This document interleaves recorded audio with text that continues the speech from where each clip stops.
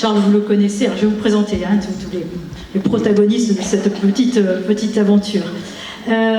Claudette Thomas, c'est la personne qui a fait les photos, qui est photographe, qui a fait les photos du premier montage, qui a fait le montage également. Et donc voilà, c'est son travail complètement. Elle est toujours très stressée d'être sur une scène parce que voilà, elle se sent jamais légitime. Et moi, je trouve qu'elle a tout à fait sa place. C'est une voyageuse incroyable que je connais depuis longtemps et qui ne veut jamais être sur la photo. Mais bon, voilà. Et on va la faire parler quand même un petit peu.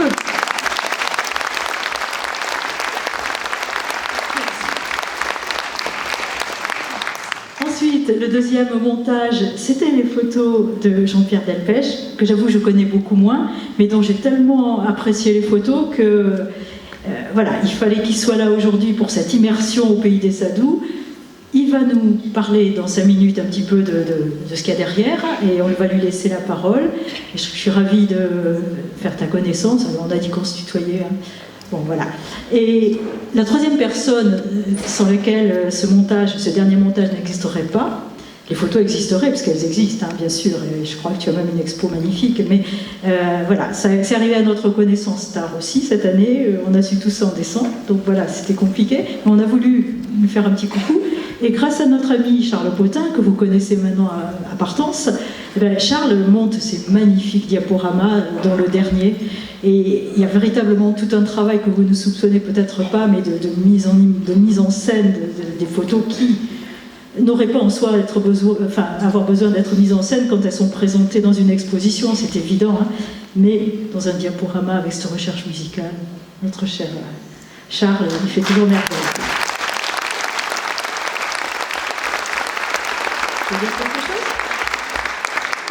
Tu veux dire quelque chose? On va laisser la parole au photographe. Tu veux rester avec nous? On va parler d'immersion. Bon, allez, assieds-toi donc. Tu es trop grand déjà. Pour moi, tu es trop grand. Allez, par rapport à moi, il faut que tu... Voilà, donc c'est parfait. Là, je me sens un peu plus à mon aise. Bon, merci d'être tous là. L'idée, c'était de commencer par vous faire parler de chacun de vos montages. Hein. Claudette, tu peux peut-être nous dire 2 mots. Il y a des pays que j'ai un petit peu reconnus. C'est Afrique. Alors moi, tout d'abord, je voudrais remercier l'équipe Partance pour son invitation. C'est toujours un plaisir d'être là. Et vraiment, je suis heureuse de participer à cette 21e édition. Oui, alors là, bon, c'est un tout petit montage. C'est simplement pour montrer l'intérêt que je porte à l'Afrique. Alors, il y a à peu près une dizaine de pays, je pense, mais je crois que la plupart des gens qui sont là ont reconnu certains pays qui sont quand même bien caractérisés par certaines photos. Moi, j'en ai reconnu quelques-uns, mais lesquels? Alors, il y a le Bénin, il y a le Soudan du Sud, l'Éthiopie, il y a pas mal de photos de l'Éthiopie, il y a l'Algérie, la Tunisie, voyons, on va peut-être m'aider, Madagascar, oui, c'est ça. Le Soudan du Sud, oui, je crois que je l'ai déjà nommé. Voyons, qu'est-ce qu'il y a? Il y a le Cameroun. Donc un grand amour pour le continent africain. Hein. Voilà. Et de toute façon, vous ne connaissez pas Claudette, mais elle voyage depuis très longtemps. Hein, tu voyages avec ton mari et bon, voilà. Et le fils quand et Cédric Thomas qui est également là et qui a repris un peu le flambeau quand voilà, ton mari a disparu. Et du coup, les voyages continuent et tu continues à faire des photos. Voilà. Et alors il faut expliquer qu'elle voyage, de façon à la dure, hein. C'est sous la tente, c'est les sacs de couchage, c'est voilà.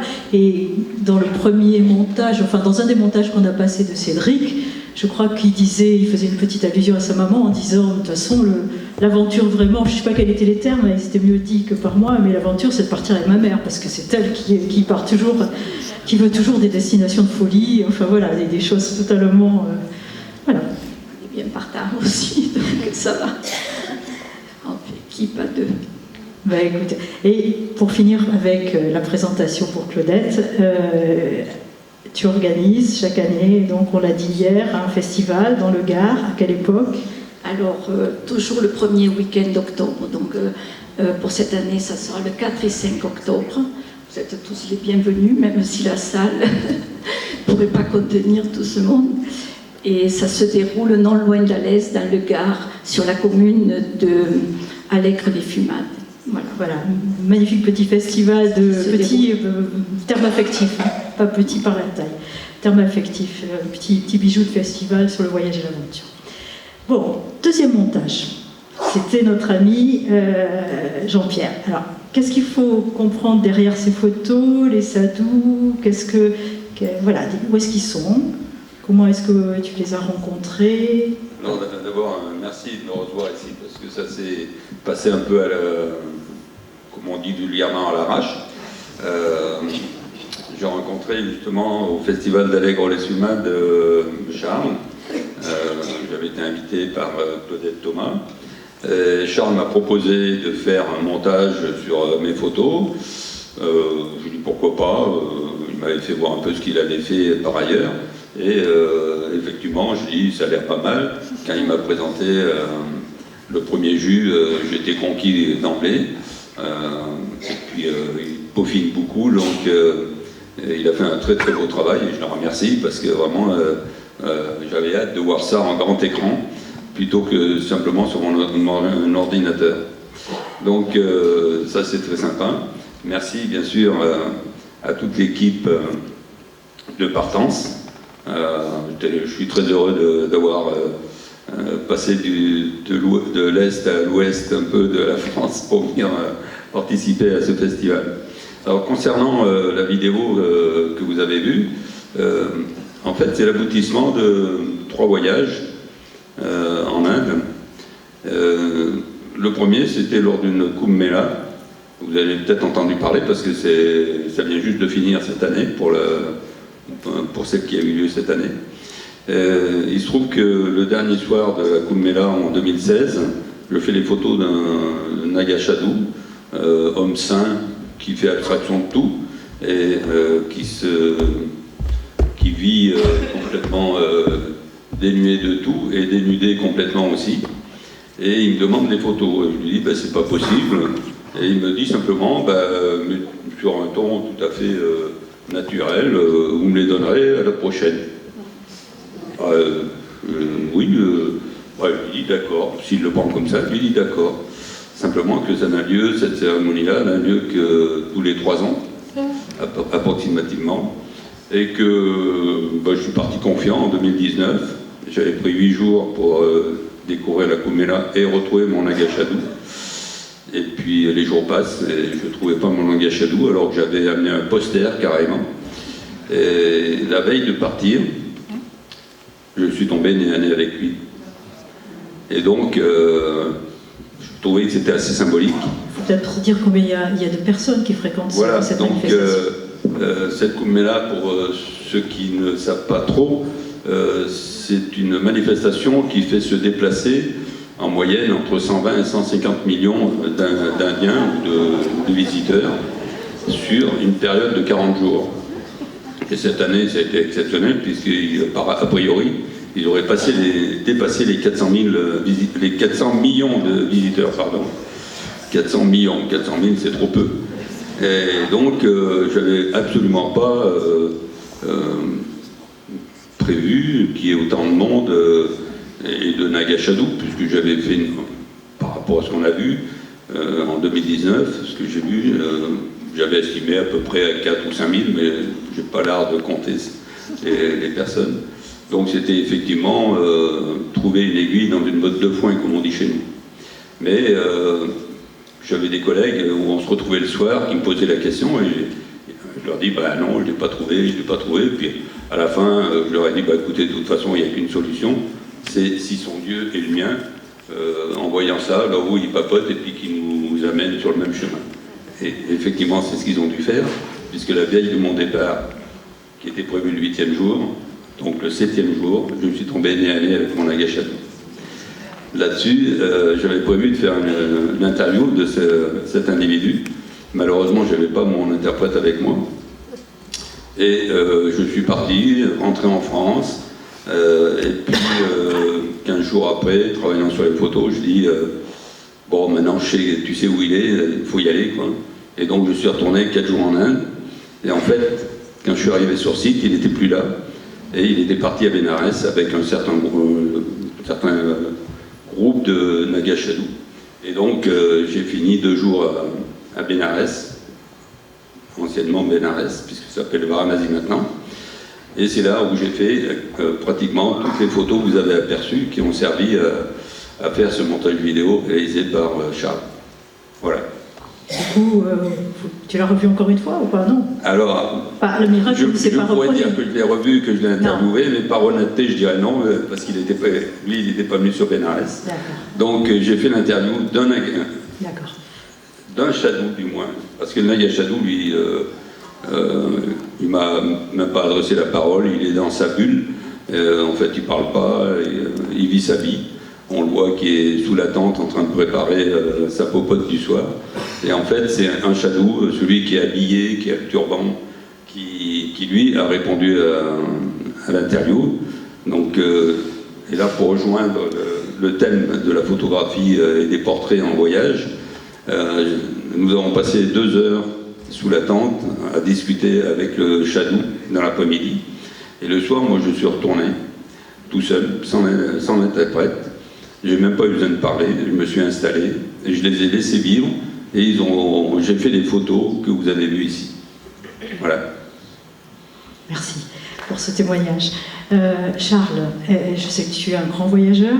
Également, tu as visité pas mal de pays aussi, mais finalement, toi, c'est davantage une immersion dans les paysages ou tu fais des photos des gens aussi? Tout ce qui se présente. Compulsivement. Voilà, oui, j'ai différents objectifs. Si c'est une fleur qui me plaît, je la photographie. Si c'est un paysage, si c'est un portrait. D'accord. Photographie tout. Alors cette histoire d'immersion, parce que quand tu pars en voyage, si j'ai compris, tu pars seul et tu aimes bien être à ton rythme. Et comment ça se passe? La photographie, c'est un sport individuel. Donc, je pars tout seul.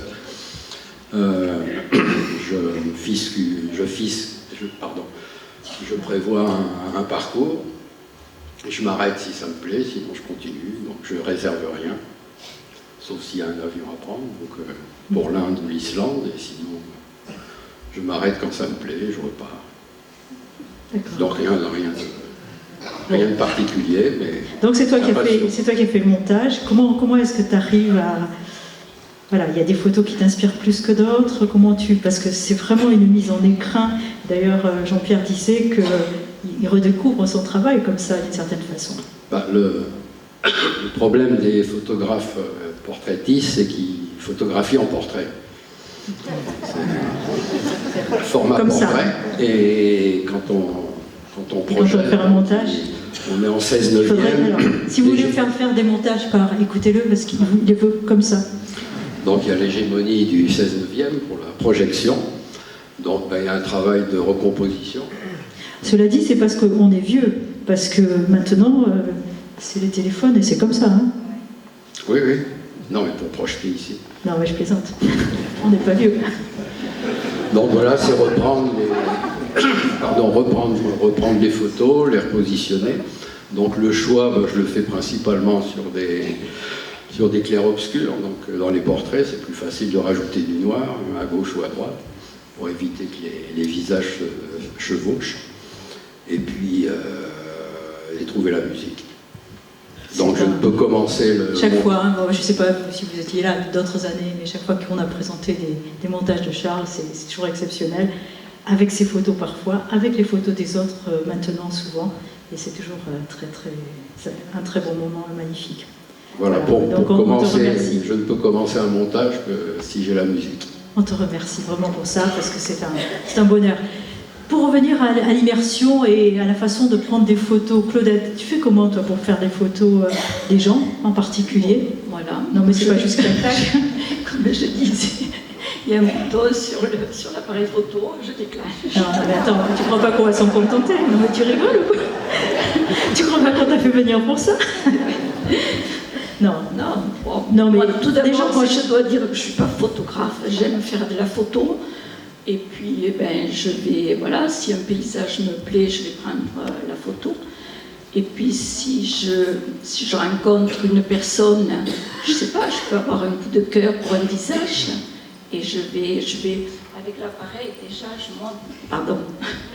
je montre l'appareil pour faire la demande si je peux prendre la photo, mais je ne demande pas que la personne pose, jamais. Voilà, c'était la question parce que Non. c'est quand même assez différent de C'est toujours photographier. assez, voilà, c'est de la photo qui est faite comme ça dans la rue la plupart du temps. Et je ne demande pas aux gens de poser. Et puis lorsque j'ai fait la photo, je vais vers la personne, parce que je trouve qu'il y a, on doit avoir un petit moment de partage justement avec la personne qui a été photographiée. Donc on va échanger quelques mots si on parle le même langage. Sinon, même avec le numérique, c'est facile. On montre la photo. Et là, souvent, c'est l'occasion de montrer les photos qu'on a fait précédemment. Et ça engage un petit quelque chose. Et tout ça de façon très respectueuse, bien entendu. Voilà. Non, c'est gratuit. Donc, est-ce qu'il faut être en immersion pour faire des photos des gens? Et comment est-ce qu'il faut faire pour toi? Est-ce que tu nous as expliqué pour les shadows? Je ferai un peu la même réponse que Claudette, à savoir qu'il y a le respect des gens que vous voulez photographier. Donc si je sens que les gens n'acceptent pas la photo, je la fais pas. Et même plus loin, des fois ça m'est arrivé de déclencher la photo et de m'apercevoir que la personne ne voulait pas la photo. Donc j'essaye de lui faire voir quand même, parce que des fois on arrive à la convaincre que finalement on peut la garder, mais que la personne est contente de voir sa photo. Mais si elle persiste, je détruis carrément la photo, parce que pour moi, ça ne présente aucun intérêt de garder une photo qui n'est pas acceptée par la personne. Je pense que l'intérêt quand vous faites du portrait, c'est de capter un petit peu le moment, l'instant présent, où il peut y avoir plein de choses qui passent dans l'image, dans le regard, et donc il faut vraiment que ça soit accepté. Il faut pas que ça soit une photo, ce qu'on appelle la photo volée. Alors je ne vais pas dire que ça m'est jamais arrivé, parce qu'on travaille des fois avec des zooms, on n'est pas forcément à proximité, donc on va faire un portrait, la personne ne le voit pas, et ça arrive effectivement. Mais j'évite ça, parce que pour moi, ce que j'aime dans les voyages, c'est justement de rencontrer les gens, et c'est d'arriver à capter un petit peu ce qui ressort du personnage, du regard que l'on a en face de nous. Donc moi je me régale avec ça, c'est pour ça que je voyage. Est-ce que dans la salle, si on peut peut-être mettre un petit peu la lumière, il y aurait quelques photos, quelques questions sur voilà. Non, c'est pas encore l'heure du... Non, n'ayez pas peur. Non, on va pas nous couper la... Enfin, pas tout de suite. Non, une ou deux questions. Enfin, je l'ai pas entendu en tout cas. J'ai pas entendu l'appel, la musique. Non, la petite musique. Ben, la petite musique. Est-ce que vous avez une ou deux questions à poser à nos invités? Oui, devant. C'est juste une question. Je connais pas le pays. Le premier où il y a les belles cases en Afrique. La très belle case. Le Soudan. Le Soudan. Le Soudan, sur le sud, le Soudan du Sud ou le Soudan? Le Soudan, oui, parce que tu as fait plusieurs voyages au Soudan. Elle a fait plusieurs voyages au Soudan à l'époque. Le premier voyage, le Soudan était réunifié. Oui. Donc on avait fait surtout la partie nord. Oui, et c'est vers quelle époque? Après 2000, enfin, avant 2011. Ah oui, bien sûr. Ça date, oui, d'une vingtaine d'années. C'était une période où il n'y avait vraiment personne dans ces régions-là. Oui, donc c'était au niveau de chez les Nouba. Voilà, c'était chez les Nouba? Oui. Ah, c'est extrait. Les Nouba qui sont complètement acculturés aujourd'hui. Ouais, c'était le grand fantasme des photographes. C'était voilà, une population magnifique. Et c'est vrai que le mérite qu'ont ces gens aussi, c'est que c'est quand même fantastique de garder des images de choses et de gens, enfin, et de modes de vie et de cultures qui sont en train de disparaître à la vitesse grand V. Et effectivement, là, il y avait des huttes, vous avez raison, mais les gens qui habitaient à l'intérieur, ils ont été photographiés, enfin je vois cette population au Soudan, il y a eu un livre absolument exceptionnel de la très décriée par d'autres aspects, Leni Riefenstahl, effectivement, qui avait fait un voyage au Soudan alors qu'elle était âgée, hein, je crois qu'elle avait plus de 90 ans, enfin je sais plus, et elle y restait des mois.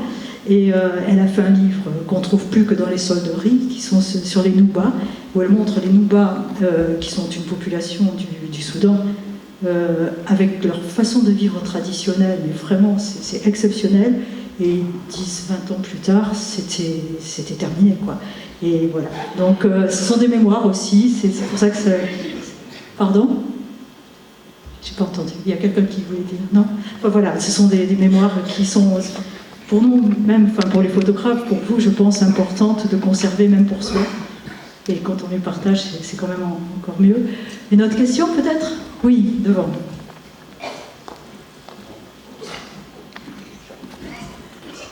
Moi, j'avais une question pour Claudette, à nouveau.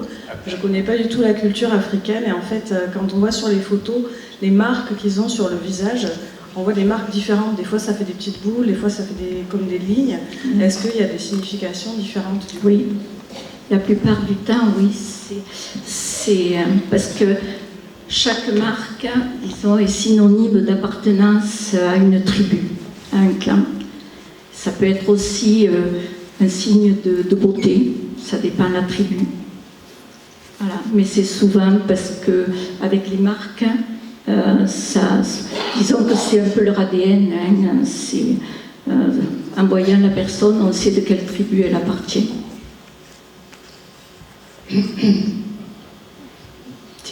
Ouais, des questions là-haut ? Oui, s'il vous plaît. Merci pour ces très belles photos. Je voulais vous poser la question à savoir si vous avez eu l'occasion de faire des portraits dans des pays musulmans ou pour ces personnes-là, ils considèrent l'appareil photo comme le mauvais œil et donc pour l'avoir vécu, c'est très difficile d'avoir leur autorisation et leur acceptation. Et puis, quand vous prenez la photo, où le meilleur moment est de le prendre sur le moment sans qu'il y ait de préparation, et d'avoir en même temps leur accord, il y a un moment où des fois, oui, il faut enlever la photo, mais comment attraper la meilleure photo avec l'accord, mais qu'on n'a pas forcément au moment où on l'a fait. Voilà. Un peu compliqué. Bon, je pense que c'est pour moi. Oui, donc oui, effectivement, dans les pays musulmans, c'est assez difficile. Et pour moi, les photos les plus difficiles à faire, c'est dans les régions du Maghreb. Voilà, là, c'est très très difficile de revenir avec des photos des visages. Après, en Afrique, c'est beaucoup plus facile. Hein. Même si ce sont des musulmans, bon, ça passe très bien. Et puis, la deuxième question, je ne sais plus trop. Ah, l'accord. Oui. Et la photo à la volée et l'accord. Oui, ben écoutez, moi j'ai rarement des refus. Hein. C'est vrai que, comme je disais, je ne demande pas aux personnes de poser. Donc, je l'ai fait dans la... Voilà, c'est l'instantané. Et puis, je vais vers la personne et je lui montre la photo. Si effectivement, mais ça m'est très très rarement arrivé, si elle me dit qu'elle refuse que j'emporte son visage, je vais supprimer la photo. Mais j'avoue que ça m'est rarement arrivé. Voilà. Et puis ces photos-là, on les fait aussi pour les partager. Hein, on ne les fait pas que pour soi. C'est un moment de partage après. Et c'est une façon de raconter un peu le monde. Parce que dans chaque visage, il y a quelque chose, il y a une vie derrière.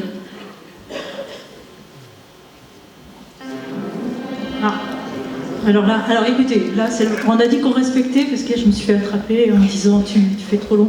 Donc voilà, ce qu'on va faire, c'est que, bon, il va y avoir autre chose après, mais ils ont un stand, vous allez les retrouver quand il y aura l'entracte, c'est pas encore, mais vous les retrouverez, et n'hésitez pas à les inonder de questions, ils sont, voilà.